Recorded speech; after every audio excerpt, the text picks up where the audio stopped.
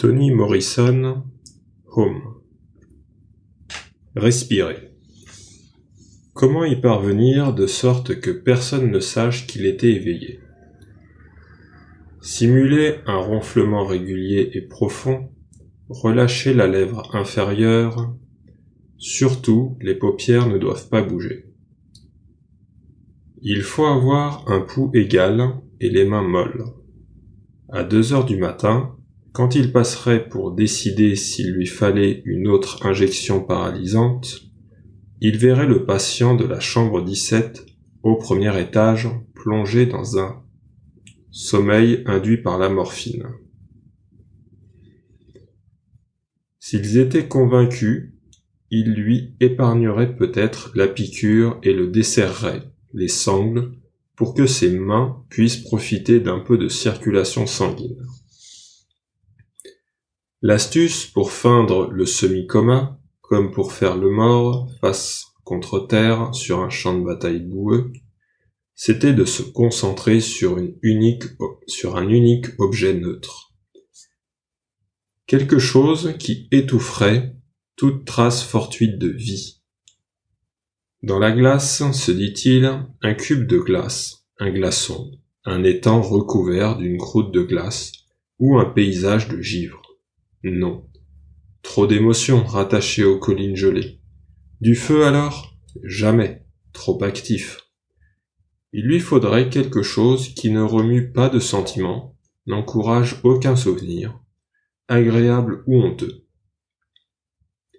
La seule recherche d'un tel objet rendait nerveux. Tout lui rappelait un élément chargé de douleur. La visualisation d'une feuille de papier vierge orienta son esprit vers la lettre qu'il avait reçue, celle qui lui avait serré la gorge. « Venez vite, elle mourra si vous tardez. » Pour finir, il choisit en guise d'objet neutre la chaise qui se trouva dans un coin de la chambre. Du bois, du chêne, laqué ou peint. Combien de barres à son dossier? Le siège était-il plat ou incurvé pour les fesses? Fabriqué à la main ou à l'usine? Si elle avait été fabriquée à la main, qui était le menuisier? Où se procurait-il son bois? À quoi bon? La chaise suscitait des questions, non l'indifférence totale. Et l'océan, vu du pont d'un navire militaire, par un jour de nuages, pas d'horizon, ni d'espoir d'horizon? Non, pas cela, car parmi les corps conservés au froid en dessous, certains peut-être étaient des gars de chez lui. Il lui faudrait se concentrer sur autre chose. Un ciel nocturne, sans étoiles, ou mieux, des rails. Pas de paysage, pas de train, juste des rails à l'infini. On lui avait pris sa chemise et ses bottes à lacets, mais son pantalon et sa veste militaire, ni l'un ni l'autre un instrument de suicide efficace, étaient suspendus dans le placard. Il lui suffisait de longer le couloir jusqu'à la porte de sortie, qui n'était plus fermée à clé, depuis qu'un incendie s'était déclaré à cet étage, dans lequel une infirmière et 2 patients avaient trouvé la mort. Ça, c'était l'histoire que lui avait raconté Crâne, l'aide-soignant bavard comme une pie, qui mastiquait son chewing-gum à toute vitesse en lavant les aisselles du patient. Mais lui croyait que ce n'était qu'une version destinée à couvrir les pauvres cigarettes du personnel. Son premier plan d'évasion consistait à assommer Crâne la prochaine fois qu'il viendrait débarrasser ses excréments. Cela exigeait que les sangles soient desserrées, et comme ce plan était trop risqué, il opta pour une autre stratégie. 2 jours auparavant, il s'était retrouvé menotté à l'arrière de la voiture de police. Il avait violemment secoué la tête pour voir où il était et où il allait. Il n'était jamais venu dans ce quartier. Son territoire, c'était Central City. Rien de particulier ne ressortait ici, hormis la lumière crue du néon d'un petit restaurant et une énorme pancarte dans un jardin signalant un minuscule édifice. Église épiscopale méthodiste africaine de Sion.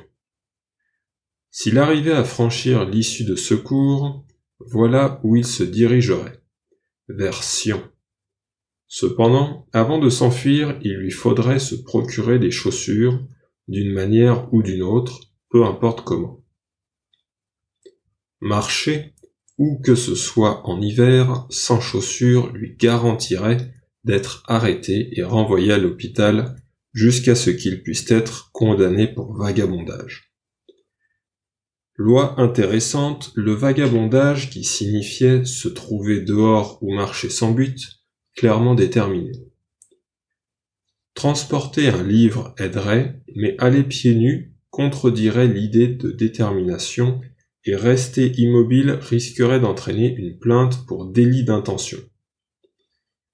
Mieux que la plupart, Frank savait qu'il n'était pas nécessaire d'être à l'extérieur pour qu'il y ait répression, légale ou illégale. Vous pouviez être à l'intérieur, vivre dans votre propre maison depuis des années, et des hommes, avec ou sans insigne, mais toujours armés d'un pistolet, pouvaient tout de même vous forcer, vous, votre famille, vos voisins, à plier bagages et déménager, avec ou sans chaussures. 20 ans plus tôt, à l'âge de 4 ans, il en avait eu une paire, même si la semelle de l'une claquait à chaque pas. Les habitants de 15 maisons avaient reçu pour ordre d'abandonner leur petit quartier en bordure de la ville. 24 heures leur avait-on dit. Autrement. Autrement, signifiant vous mourrez. Comme les mises en garde étaient parvenues en tout début de matinée, le reste de la journée s'était réparti entre désarroi, colère et bagages. Vers le crépuscule, la plupart s'éloignaient, dans des véhicules s'ils en disposaient, sinon à pied.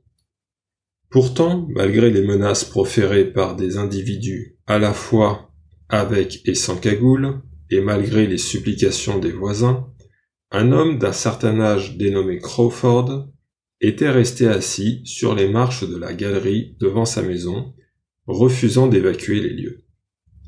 Les coudes sur les genoux, mains croisées, il avait attendu toute la nuit, en chiquant du tabac. Juste après l'aube, passée la 24e heure, il fut battu à mort, à coups de tuyaux et de crosses de fusil, puis ligoté au plus vieux magnolia du comté, celui qui poussait dans son propre jardin. Peut-être le fait même d'aimer cet arbre, dont il se vantait qu'il avait été planté par sa grand-mère, l'avait-il rendu si opiniâtre. Au cœur de la nuit, certains de ses voisins, qui s'étaient enfuis, revinrent en douce le détacher et l'enterrer au pied de son bien-aimé magnolia. L'un des fossoyeurs dit à qui voulait l'entendre que M. Crawford avait eu les yeux arrachés. Même si les chaussures étaient essentielles à son évasion, le patient n'en avait pas. À 4 heures du matin, avant le lever du soleil, il réussit à desserrer les sangles de toile, à se libérer et déchirer la blouse de l'hôpital. Il enfila son pantalon et sa veste militaire, puis se glissa pieds nus jusqu'au bout du couloir. À l'exception des bruits de sanglots provenant de la chambre voisine de l'issue de secours, tout était silencieux. Pas de crissement de chaussures, d'une soignante, d'une aide-soignante, ni de petits rires étouffés, pas d'odeur de fumée. Les gonds gémirent lorsqu'il ouvrit la porte et que le froid l'étourdit comme un coup de marteau.